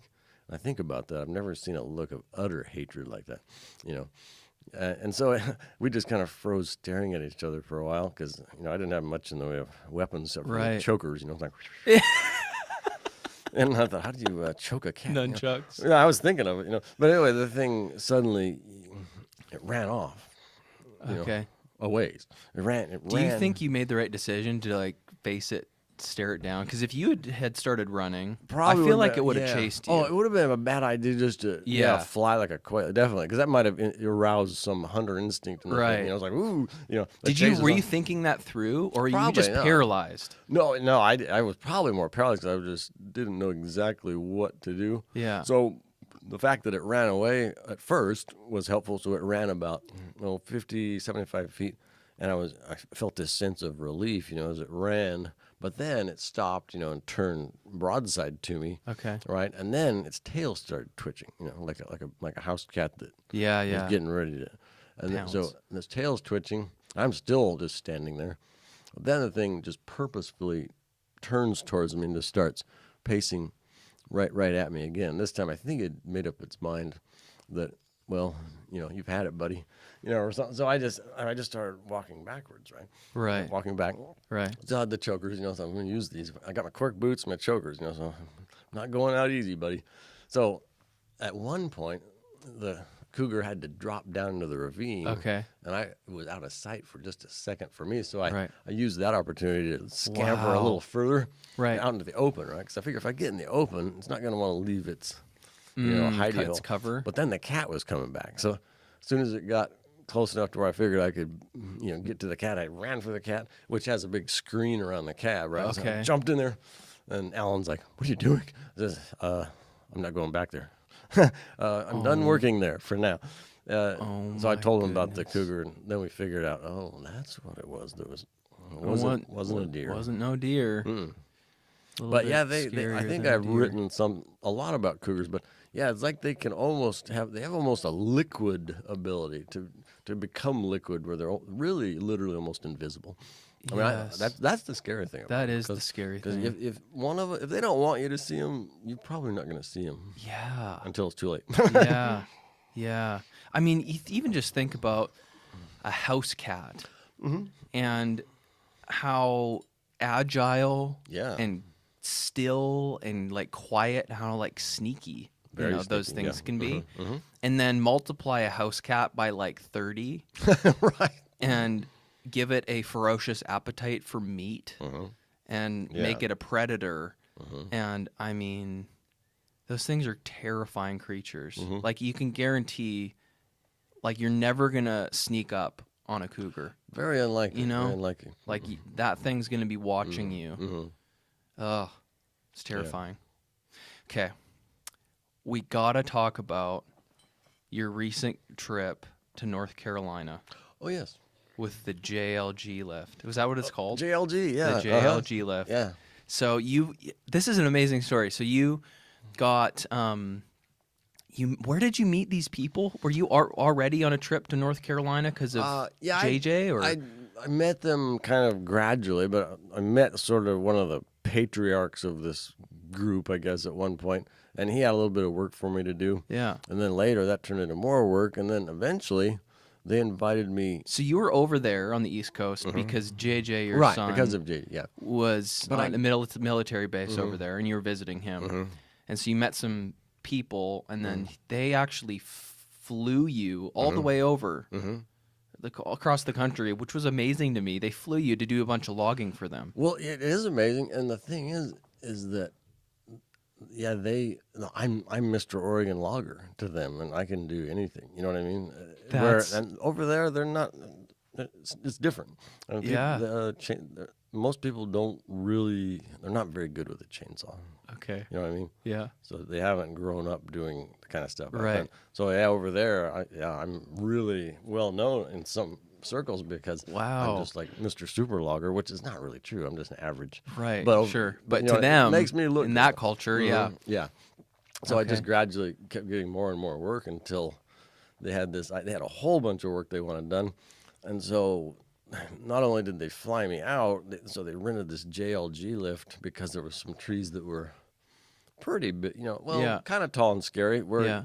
and probably couldn't climb them. And I told them, I said, I don't know about the climbing. And they had some climbing spurs and, the Right. climbing gear, which I used a little bit. I'm not real comfortable with that. And pines, your spurs, they don't want to stick in the bark. They keep sliding. They slide down. That's freaky. They're tough to climb. Yeah. So the lift worked great because you could go up 60 feet, Mm-hmm. right? And, kind of prune the tree down to size and then just cut it. So I did quite a few trees that way. Okay. And it worked. I didn't really like being up in the lift that much, but yeah. And it's a big machine with an arm that extends, right? right. And it has, So it opens like this, Right. And then the basket is up here. and you stand in the you're in the basket, Right, and it's you got can 4 kind outriggers. Okay. So when it's pretty safe. It's just the psychology of being up there. of right. But so they promised to have somebody help me we got it set up at KC's place, Yeah. and it was a pretty nice day that day. It was like 65 degrees, beautiful day. I could actually see the lake near us from where I was working. Yeah. Anyway, but the guy that they pick to help me, whose father had been a tree guy, he couldn't make it. So I thought, well, I wanted to get stuff done because I didn't want to be there forever. So I had the lift rigged up. Yeah. There was a pine tree near his house he wanted to got rid of, but it had these 2 long limbs, really ridiculously long limbs that came out over the house. I had to get rid of those first before I could really prune the tree. So the lift, you can operate it from the ground, but like the green mode, but you switch over to the purple mode, and you can operate it from the basket yourself, right? Yeah. And I thought, I could do this. So I just sort of gradually started getting a little higher and prune away, a little higher. And I started getting more confidence, and it was probably the middle of the day or something, and nice day, quiet. Didn't seem like anybody was around in the whole world, and I had my little chainsaw. I had a pull saw, like a battery-powered pull saw that I could reach up, and it was pretty cool. I mean, I like that kind of work. Yeah. Honestly, I do. But anyway, so I got up, finally got to the limb that I really wanted to get rid of. Okay. And I had that thing fully extended as far as it would go. Yeah. It was kind of creepy, but Yeah. I just kind of psychologically worked my way a little higher. Yeah. A little higher. So I reached up and, cut some chunks off it, and then I wanted to retract and then swing over a little bit and get the rest of the limb, right? So so I turn around to the control panel, and this big red light's on. I'm like, uh-oh, and it says tilt alert. I'm like, and my heart just started going. Yeah. And I go, tilt alert. Okay, so all I have to do is, my hands are shaking a little bit. Okay, so just retract it, and we'll check everything. So I went, retract, and it won't retract. It's not doing anything. It won't swing, won't retract. Right. I didn't want to swing it anyway at that height because it was real creepy. Right. So it would not retract. It was frozen. Anyway, it was like override something. Oh So my goodness. I'm like, oh my gosh, I'm stuck, and wouldn't do anything. And so I stood there just kind of staring at the panel for a while. I'm like, oh boy. I said, well, this is it. Here I thought I was going to have big fun over here in South Carolina. I'm going to die. And I could imagine that I could hear the hydraulics slowly bleeding off and the thing slowly tipping me into the oak tree and the whatever. It seemed like a mile down there from up there, 60 feet, but not that far. And so I started to think, well, okay, so suppose it does tip. And then on my way down, I'm going to be like Robin Hood and grab that limb, maybe, and swing to that limb, maybe, or something like that. That could work. Or I could stay in the basket, and maybe it'll just tip slowly. But anyway, I was still scared. I mean, it was I was like, oh, man. And I thought, wait a minute, I got my cell phone. Yeah. And I called KC, and I go, oh, wait a minute. He's in another part of the state now. So what's he going to do, Right. So I call 911. Yeah. So 911, my phone works. Yeah. Hello, this is Berkeley County. How can I help you? I said, so I went through the whole explanation. I rented this machine, and, so basically I'm stuck up 60 feet in the air, and I'm afraid the thing's tipping over, and I don't know how to get down. He goes, all right, we'll send somebody out right away. Can you tell us where you are? I said, yeah, I'm on Black Oak Street, 313 Black Oak Street, or whatever the heck that. And so he goes, all right, we'll send someone out right away. Now, can I get your phone number just in case? So I gave her my phone number. Yeah. And said, yeah, I have my phone, so I'll be here. So, okay, help's on the way. And I had a sense of relief. Yeah. I was like, okay, I might make it through this, maybe. Perhaps, Yeah. So I just kind of crouched down in the basket, and I'm looking out over the lake, and once in a while I can hear kind of a tick, tick, tick, tick of the machine, down there creaking. Right. And the hydraulics kind of letting off. That's what I'm imagining. And it probably wasn't even, but it might have been just a glitch or something. But anyway, so a long time passed, though, probably 15 or 20 minutes. And then finally I heard a siren. Yeah. There's sirens coming. Yes. So I'm up there. So, and I had a red hanky in my pocket. Yeah. Right. So pretty soon I hear a car turn into Black Oak. Comes roaring down. And I'm waving the hanky, and it just goes. And makes a corner, and his head's right on by. Yeah. I'm like, oh boy, that wasn't much of a success. No. So then another rig is a little pickup. Yeah. And it has little flashing lights on, a siren and flashing lights. That was the guy who was making the noise. Yeah. First it was a van. It was a pickup. Okay. A little emergency pickup. He kind of slows down on the corner. I'm waving the hanky frantically, but he slows down and he just kept on going. You know, in the second rig, and pretty soon I get a phone call. They can't seem to find you. Yeah. Where are you? I said, well, I'm right by the road. They just got to look in the driveway. The address is there. Yeah. And all they got to do is look at the street number and then look to their right, and they'll see the machine's green. That's the problem. It's a green machine. That's probably one mistake. If it was bright orange, they probably would have spotted me. Right. So anyway, I hear him coming around again. The siren comes. Finally, this van pulls up. Guy gets out, comes strolling casually into the yard. He kind of looking around, and he looks right up at me and he goes, "How y'all doing?" I go, "Well, I'm okay, but kind of feel stuck up here." "All right, well, we're gonna try to help you." So we talked a little bit, and I said, "Well, I got this instruction manual up here, so I'm gonna throw it down to you." So I remember seeing the thing flopping down through the air, hits the ground. The guy grabs it, and then another young guy. This is a guy with the wild hair and the sirens. He comes roaring in, slams on the brakes, gravel flying all over the place. Steps out, looks up at me. "How y'all doing?" "Oh, great. Well, I'd like to get down from here." But, he goes, "All right, well, I got one more guy coming, then we'll help you out." Yeah. And then pretty soon another rig pulls in. And those two young guys, they're over standing at the machine, kind of scratching their heads, looking at it. Then a third rig pulls in. Guy gets out, and he's an older guy, probably 65 or 70 years old. He's bald.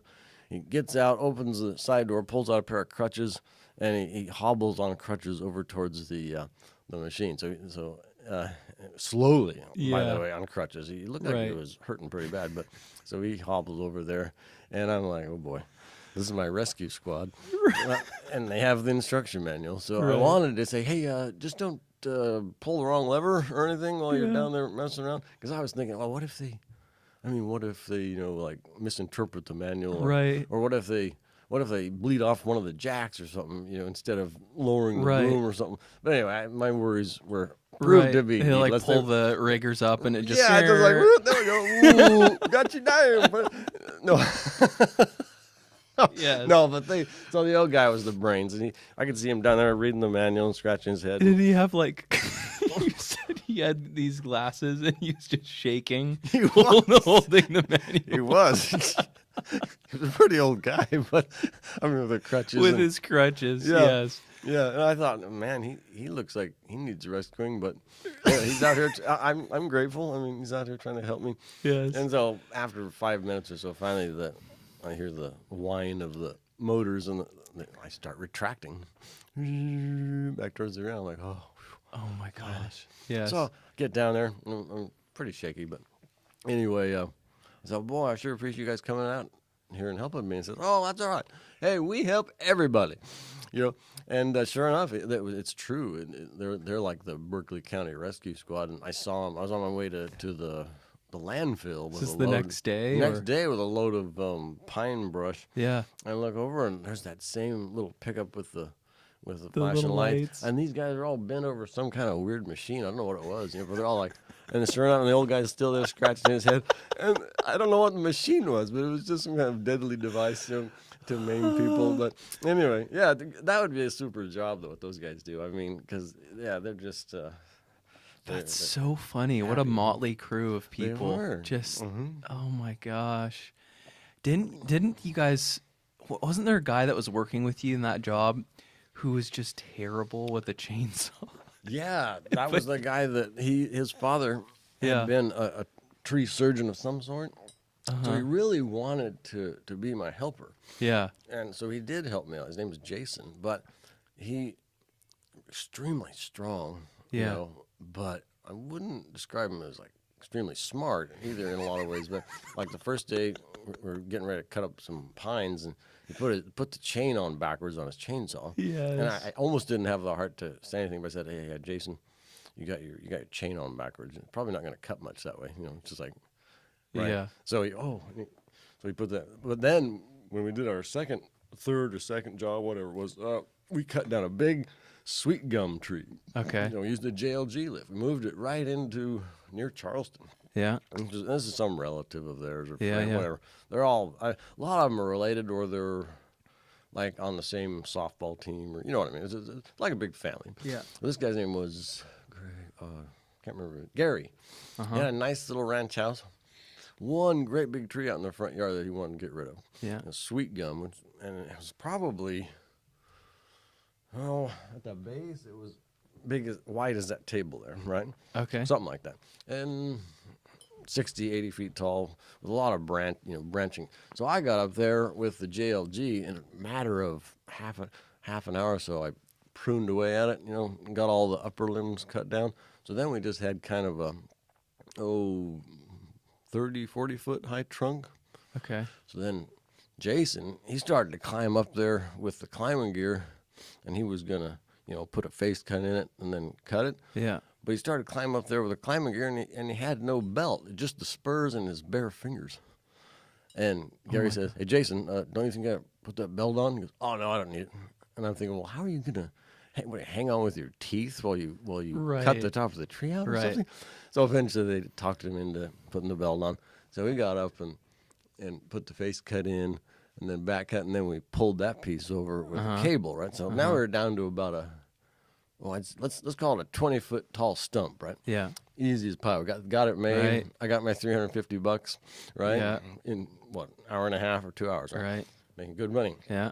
Everything's gone okay. But so we get to the tall stump, and I made the mistake of, I said, "Hey, Jason, would you like the honors?" I was trying to be nice, would you like the honors of falling the stump? So he goes, "You bet," So he starts making the face cut, but his saw is terribly dull, and he makes kind of a real terrible little shallow face cut of some sort, and the face cut on a tree needs to be generally about a half or at least a third of the depth of the tree to have, to be a true face cut. Right. And he made like one, like that, a little tiny thing. Right. And I'm like, a little bit of an alarm bell started to go off in my head at that point. But Right. I thought, well, what can It's happen? gonna be okay. What It's a can 20 happen? foot. Yeah. So then he starts making the back cut and gets part of it made.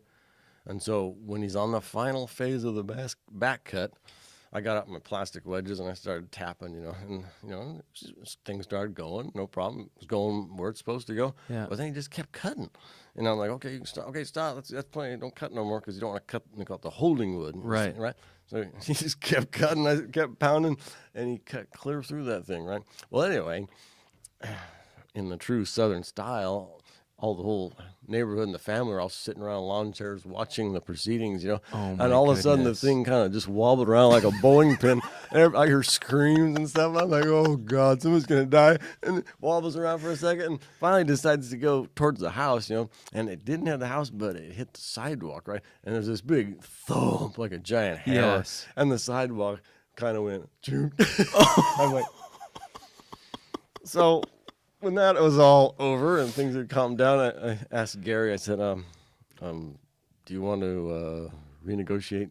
Because I was thinking, well, he paid me $350 Right. before I even started work, right? Right. He just handed me the money. Right. He says, no, it's fine. That's awesome. But most people, I can picture that happening in the West. Oh, yeah. I'm suing. Right. So Yes. that's one of the neat things about working over there. So he did say later, he says, you do awful good work, and the only complaint I have with you is that you don't charge enough money. I was like, well, now you tell me. Well, how about somewhere else? Right. Yeah. Oh my goodness. So he's a really honest guy, but Oh my gosh. yeah, that was an adventure. I definitely won't forget that. Oh man. And then you got one of the funniest things. Bethany and I were up in Oregon, and I remember you getting this box. It was right after this trip. Yeah. Oh, the box. The box. You got to talk about the box, and then the moonshine. Right. The moonshine. Yeah. Oh man. I still have some of it. Oh my gosh. I have the it. name. You got to talk about the name they gave you. Oh, right. Yeah. So the guy that. So a guy named Greg Wade. Yeah. He actually named me. So now I'm known in this area amongst this clan. Yes. Right, and they call me Damn It Jim Jagger. Why did you get this name? Damn it Jim. Like Star Trek, but right, is that from Star Trek? I think it is.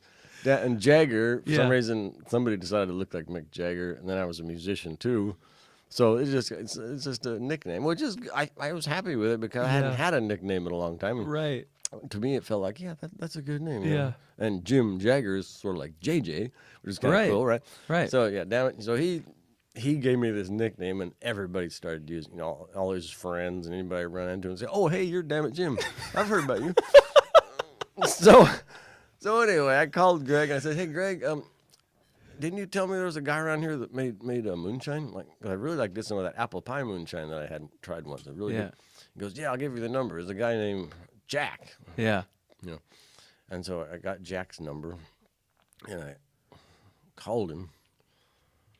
Right. Or I texted him. I don't remember. Yeah. But anyway, I said, "Hey, interested in getting some apple pie moonshine?" And he said, Yeah. "Well, I don't have any of the apple pie right now, but I got regular moonshine."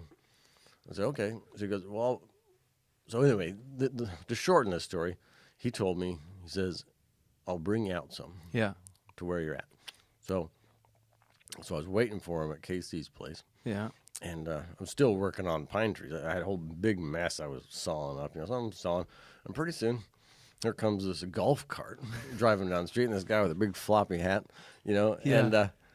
and his wife's with him. And got the golf cart in the back. They got a cooler, Yeah. with ice in it. He comes pulling in, and the guy's the happiest guy. Just like, "Hey, you must be Damn It Jim." I go, "Yeah." I go, "Wow, you're putting this place on the map." I tell you. He says, "Yeah, first it was, he goes, I heard about the rescue people coming out here. yes, Everybody's talking about that." Yeah. So I go, "Yeah, I bet they are." And anyway, I said, "Well, so you got moonshine?" He goes, "Yeah." He goes, "Well," he pulls out a jar, clear as water, Yeah. and he says, "He's also got this bourbon I made, and try some of this, So Yeah. I take a little sip. Very good. Yes. And so I said, "All right, how much do I owe you for the moonshine?" Yeah. He goes, "Not a thing. I'm just glad somebody likes my creativity." That's I said, awesome. "Really?" Oh So- my gosh. So I had the jar of moonshine. I Yeah. thought, okay, I got a really cool, what do you call it? Little memento. A memento. Yeah, or take home. Yeah. Souvenir. Right? Souvenir. Yeah. Yep. And at the same time, also, I was working with a guy named Joe Shira. Yeah. And this guy was an incredible farmer. Yeah. He had a couple acres of different vegetables. And so I was getting him in on the wood, the free wood, which he really was interested in the free wood, which helped me a lot. Right. I 'Cause didn't you have to haul the haul stuff it out, away. right? Yeah. And he'd take everything, all the way down to the little limbs and everything. A real scavenger, which I appreciated. But he had these amazing gardens. And I asked him about the collard greens. And so he brought me huge batches of collards while I was there. Wow. And then on my return trip back, so I had a backpack that I used as a check bag. Yeah. And so it was mostly full of collards. And then I had the moonshine wrapped up in a bunch of sweaters. But I was still worried because of the sloshing Yeah. in there that somebody would say, "What do you got? But what do you got in there?" Yeah. But no problem though. There was never any problem. Got the moonshine and the collard greens, and then later, I don't know, not too long. I when you cannot guys were believe there, you got that on an airplane. And then I got a box in the mail, and opened it up, and packed full of collards. And that happened twice. It was a U.S. mail post service, Right. Like prepaid shipping box. Yeah. And I was there. You open it Yeah. up, and you're like, "What is this?" It's from North Carolina. I kinda Open it up, knew. and it was literally packed full stuff It was. of collard greens. And I had a feeling when I saw it what it would be, but it was amazing. I've never had anything like that happen to me. so funny. Another one came later, but they were starting to kind of get yellow. But Oh, okay. but still, it was the thought that was amazing to me. That Yeah. this is really cool. Oh my gosh, I love it. Any other stories that stand out, or you wanted to well, touch on? I'm sure there are. And let me know if you think of any. I wanted to tell you a few. So I kind of told you about the youth group thing, right? And then, not too long later, I got baptized. Yeah. And I know there's different views on baptism. Yeah. So I tend to lean more towards the Baptist view. Yeah. And whatever, but I don't care what other people think about baptism. Yeah. But but so I decided to get baptized, and I asked the elders or the older folks. I said, "Well, why do people get baptized?" And their answer was, "Well, it's kind of like they said it's a way of identifying with Christ." I think that was their answer, or something like that, because you identify in baptism, just like Yeah, that's anyway. awesome. And so I decided, it's a way of and in a way, it was kind of also a way of publicly proclaiming right? That I was a Christian. What you believe in, Right. giving your life. Because see, what I didn't mention before was, so when I became a Christian, it was in total secret, just like Nicodemus. Right. You remember Nicodemus? He'd Yeah. sneak Jesus into his house at night, and he'd listen to him. Yeah. And later, obviously, he became really affected by that, and he's mentioned a couple times later. Yeah. Later on, but so when I was lying there by the campfire hearing about Jesus, I immediately decided, hey, or I didn't decide, whatever, but something. It's like Christ just came to me in the dark and said, I'm the one you're looking for. See, I'm God. Wow. You didn't know who God was? Well, that's me. Can you hear what these guys are saying? They're telling you the truth. Wow. And they probably know you're listening. And that's probably why, I don't know, maybe they didn't, may have known or not, right? Yeah. So I got baptized, got in Teal Creek, which is a tributary of our river. It's upstream. Yeah. Ice cold. I did a river baptism. It was just freezing. And I remember a lot of the youth were there, and Brian and Mike were there. Yeah. And I said, hey, you guys, and I still remember this. Yeah. And we did a little fishing after the baptism. Yes. Caught a couple of trout. Yes. You know, I said, hey, you guys want to go to a birthday party? Yeah. And they said, yeah. Whose birthday? I go, well, mine. And oh, it's your birthday? I said, yeah, or it was yesterday. And they said, well, when's the party? I said, well, about 2 hours ago. Yes. So I was Oh like, my so gosh. I remember showing up to my birthday completely late and, you know, making perfect. everybody, I don't know if Talking anyone was- about your salvation birthday. Yeah. Right, Or your basi- real birthday. Well, no, I mean my actual Your birthday. actual birthday. Apparently, it was at least that what I had written down was it was the same. I got Oh, baptized wow. on that same weekend at least. Oh, okay, So okay. they were having a party that day anyway, whatever day my real birthday was. So it does coincide with that. But That's funny. well, I'll tell you just real quick. Yeah. So I got what I wrote down is foggy memories. Yeah, so yeah.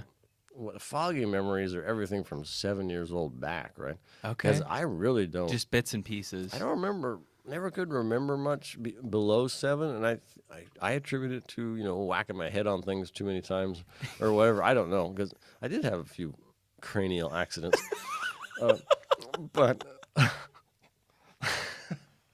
Yes. I remember. So what I remember, the house I was born into, Yeah. and my parents rented it for $15 a month. And it was a creaky old house. Didn't have much paint on it. I remember a glowing wood stove. It was, Yeah. and when it was cold out, the pipe would be glowing orange. My father would have that thing just cranking. Oh my and gosh. Sure, there so was the pipe no, going up through the ceiling? yeah, right. Or the stove pipe in the house. up and yeah. then out the wall type Oh, thing? yeah, It'd be glowing orange. Glowing orange. Yeah, I remember that.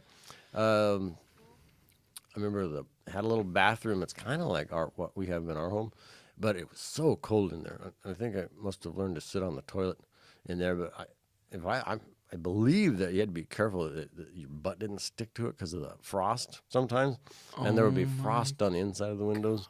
I mean, and those winters got awful cold, just up there. I remember the living room was dark, and I vaguely remember pillars of light or smoke that would walk around the room. That's just what I remember. Wow. And, yeah, you'd be sitting on the couch covered with blankets trying to keep warm, and this weird pillar would walk by and it'd go into the next room. Then another pillar would go by, and who knows? I know that Wow. kids see things sometimes. Yes. But I do remember that. You think it was an angel? I think it was angels. That would be my assumption. Yeah. I mean, because I'm not a real big believer in aliens or anything, so. Totally. Totally. No, I think there is something, there's a real truth to that because I think when kids are young, I think you do see their better. spiritual eyes, I think, are far more open I believe so too. to, because they haven't been taught otherwise. They haven't Right. been taught by anyone to say, no, the spiritual world isn't real, or no, you can't see angels with your eyes, or whatever. But I mean, the Bible is full of those experiences and people seeing angels, and I Absolutely. think there's a lot, even that like little kids see. I think in the spirit, and then they say, "Mommy, Daddy, like there's this over here," and they're just mom and dad write it off as like, oh, Right. they're just imagining stuff, and I'm sure some of it is Some of it might be, imaginative, but I think it's real. I think so too, and there's this big power in being childlike, too, Yeah. right? And I think I've told Bethany that I believe in the wisdom of youth, and that the further you get away from children, the worse off you are. And so, in other words, it's better to be near children, like a child, obviously, right? Not childish, but childlike, right? And the tendency for humans is to become old, and an old fool is to be an old fool is the tendency. Wow. And so to go against that is to become wise and childlike, I think. But Yeah. That's awesome. I mean, well, that's inherently biblical. It Jesus is. said, and the greatest in the kingdom is become like a child. yeah. If you want to receive the kingdom of heaven, you have to become like the least of these, like the child. It's amazing. It's really good stuff. But anyway, those are some foggy memories. And then Yeah. from there, we moved to Athena, Oregon, which Okay. is near Pendleton. That's dry wheat fields, rolling hills. By that time, I was riding a tricycle, and that's where my father had the basement. He had down in the basement. And, Oh, and yeah. he'd be down there with his ham radio, beeping away on the sender or the transmitter. Because your dad was a World War II vet Right. who fought in the Philippines. Philippines, yeah. Yeah. So he told you some incredible stories from over there. Well, but he had this yeah. old ham radio Yeah. in the basement. Right. Right. That what's a ham radio? Well, ham, and I it apologize. stands for something. Amplitude modulation, I Okay. think, but I can't remember because I even took a class in it once too. Yeah. But anyway, it's pretty neat, and it was kind of a hobby, really, is all it is. But Yeah. the idea behind it is that it's also a backup communication in case other forms fail. So you could actually technically communicate if all the phone lines failed and everything Oh, failed. wow, there. yeah. Ham radio, you just power that up and Yeah. send your Morse code all around the globe. So it's Oh pretty my neat. It's like a gosh. kind of a Boy Scout thing, but it's pretty Okay. neat. Okay. And your dad would communicate to other guys. Oh yeah, he would talked just- to people all over the world. Yeah, with ham radio. That's phenomenal. It was great. Yeah, and I was fascinated by just watching it and all the weird noises that would emanate from the radio. Wee, wee, all that strange, and then Right. and the Morse code. Right. And he showed me how to he had a speed key. So in other words, you hit it and it vibrates really fast. And Yeah. he says, "Here's how I sign my name." Watch, and he goes. I go, that's your name? And that fast? I mean, he could send Morse so fast that, I would never have been able to decipher it. Wow. That's crazy. And so it was all through Morse code. Although, yeah, general license, though, you can actually talk. Oh, okay. Right? And you have to Okay. use certain lingo, or you can't just, whatever, it has to be kind of official sounding or whatever. Like Okay. this is K7QQ George from Wallowa County, Oregon. Wow. You know, And he would just spend time down there talking to people from yeah. all over the world. Yeah. That's so fascinating. It is. Didn't you fall down there? yeah, One- I was too curious once, and I was looking. It was like a down. trap door or something. It was, and a trap door was open, and I was peeking over the edge and fell head first down towards the concrete, and somehow he turned around and caught me by my ankle or something. By the before ankle. I split my brains open on the. It could be that he just knew I was accident prone and was ready for that, but who knows? Wasn't he like, Dad, come in? Oh, he was really He was ticked. really My mom said he was really mad about that one. I don't blame him. I would have been mad. Oh my gosh. Yeah. Oh, that's crazy. So for Athena, and after that, Yeah. we moved to Highway 51 in Independence. So we were there for a while. Oh, and that's okay. north of Independence. Okay. So that house is still there. The barn's not there anymore. Okay. But almost every place we lived had a house and a barn. Okay. It was pretty much a little Yeah. farm setting. So, Yeah. So at Highway 51, Uh-huh. pretty nice place to live. So the deal there was, my father's cousin Bethany, Bethany's cousin also, Okay. his cousin Bethany, she had married a guy named Guy Curry, and he was the foreman of Greenville Farms. So they told my dad, hey, you can come over here and work for the farm and be a mechanic. So he was a mechanic for Greenville. It was a good job. They provided the house for us to live in. Oh, wow. Kind of thing like that. It all went well until he threatened to beat up the boss because the boss guy was a real swarthy, tough guy. Yeah. He was beating Bethany up. My dad found out about it. Oh my gosh. So basically, I don't know exactly what happened. All I know is he Your dad drew a line. basically said, "Yeah, don't touch her again, or you've had it," something like that. Oh yeah. And what happened? You're fired. Right. Right. So, and my older brothers and Bob, he's like, "Oh, I can't believe Dad lost the job." I was Right. like, yeah, but what else was he gonna do? I mean, so Totally. we ended up in a motel for. I Oh don't know. wow, no, I didn't know that. Yeah, right in Monmouth. We stayed in Van's Motel, and it's like the Beverly Hillbillies, right? So we have the old school bus parked out there, and our old station wagon, all of our junk in there, and we're crammed in a motel, for a couple of weeks. Or it didn't last too long, right? And then we ended up on Mcdonald Lane, right in Monmouth. So that was nice.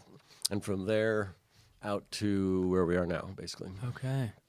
So that was, We got to end with the story of how you guys would. So we fight with Nerf guns these days. But in your day, you would have the spiky pine cones, fruit. right. Gosh, there's the tomato story. So you got to end with the cars and some fruit or some of those stories. Just throwing fruit at each other. Well, that was probably an equal passion.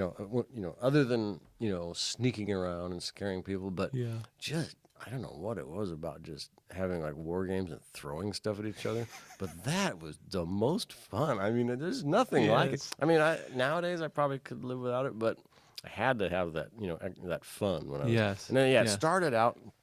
I think it began with the Dobrko brothers. Okay. And we would go out in the woods near their place, and we'd all just arm ourselves with a bunch of fir cones. And the fir cone is basically shaped kind of like a football. Yeah. And you can actually learn to throw it in a spiral if you're really good to where it has the pointed end that really hurts. But generally, They're really hard too, right? Well, that's the cool thing. They're not really hard where they're going to hurt you too much, but if you're good, you can make them sting. So it's about the right projectile for, and we just tear around the woods, and every man, and there was no sides. It was 4 or 5 guys and all trying to kill each other with fir cones. We just charge around for hours doing that.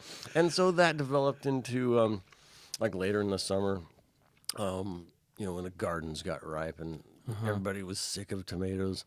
So we'd gather boxes of tomatoes and then we'd all split up, and we'd pretend like it was World War II setting, and so, you're the Krauts, I'm the Americans or whoever. Yeah. So, but it was still everybody against everybody. So I think I was on one, there was 4 of us. So one guy he's supposed to be a French resistance guy. And then one guy's an American. I'm the German sniper. So we all split up and then basically, okay, tomato war, and some of the tomatoes are green, some are ripe. Right. I still remember. So they had an old barn too, and I was hiding up in the old barn. Yeah. And it had a board missing. Okay. The board's about this wide. Yeah. I'm looking down the board and I see the younger brother Kip. He's like stalking along. Yeah. I go, oh, this is gonna be perfect. All I have to do, Yeah. wait for the right moment. I'm gonna plaster him. Yeah. With a big tomato. So I'm kind of hiding. And at a certain moment, I just decided to take a quick peek out of the board. So I just moved my head a little bit, looked down, and it's the strangest thing that I do remember. It's upon looking down, there's a tomato frozen in mid-flight right about there. And he had anticipated, he just decided to, like a sniper, he just decided to take a shot. So I stuck my head out and this big tomato just plastered me right between the eyes. I fell over backwards off this pile of hay bales that I've been hiding on. It was just, I've been killed. I mean, I'm totally killed. So your head wasn't even out there. Well, no, I was hiding behind the board, but you caught it, and he still got it. He decided to take a shot, right? And I put my head right into it, basically. Oh my gosh. Oh yeah. So that turned into what else? So then not far from their place, there was a place we called Khyber Pass. Okay. We named it after a place in Afghanistan. It has steep. The cars go through a narrow gap in the hills. Steep banks go about 50 feet. So we go up there, and we collect a whole bunch of eggs. And it was really tricky because you'd have to listen for the cars coming, and they were so far down below you had to throw way ahead of time. And it was kind of a challenge to actually hit the cars. Well, most of the time we didn't even hit them, but one night we were waiting there. Well, here comes one. ready, launch. And you could see the eggs sailing off down through. Yeah. And here comes an ambulance. And we just egged the windshield of that thing dead center, just splattered. It was like, oh, and we felt kind of bad, but it's like, well, hey, maybe the dead guy in there got a little humor out of it or something. Who knows? Or, maybe the ambulance drivers, maybe they thought it was birds, but anyway. Oh my gosh. And there was always the mistake of, and then Halloween is my favorite, though. Mcdonald Lane Halloween was the best. Really? And this is like a, Stephen King novel or something. Yeah. But I didn't really like Halloween even then. It gave me kind of a spooky feeling. So we wanted to liven it up. So we had lots of tomatoes about Halloween. So all the little children would be in the neighborhood, little ghosts, little witches, little skeletons walking around. And as soon as they got in range, we just pelled them with tomatoes. They'd be shrieking and stuff, and the tomatoes and oh my gosh. And then we'd pelled a few cars, but not right near our place. We'd always move down a little ways and then run back to the shelter of our own hedge, so they couldn't quite tell where the tomatoes and stuff the terror was coming from. But that was great, and that was really what Halloween was all about, was throwing tomatoes. Oh my gosh. And I know there's probably more stuff I'm forgetting about that we threw, but basically anything that could be thrown. Oh. You threw it. We threw it, yeah. And now you got your, Nerf guns and things like that, which are pretty darn fun too, though. And it's not quite the same as an exploding tomato, though. Yeah, and it's a lot less messy, is what I would say. Yeah. Totally. Oh, that's awesome. What do you think? Should we wrap it up? I think so. If you're satisfied, then I'm satisfied. Yeah. I thank you so much for taking the time. Oh my gosh, I just the world needs to know, Jim. The world needs to know the ways of the prankster, the logging stories, all the details. So love it. We'll have to have you on again, because the stories just keep coming. Mm-hmm. There'll be more. And just keep coming. Okay. Thanks so much. Thank you, Curtis. Yes. Come on. And how am I supposed to wear these old Cold in clothes here. when you made me brand new? They didn't Got fit your little anymore. heater. Yeah. Yeah.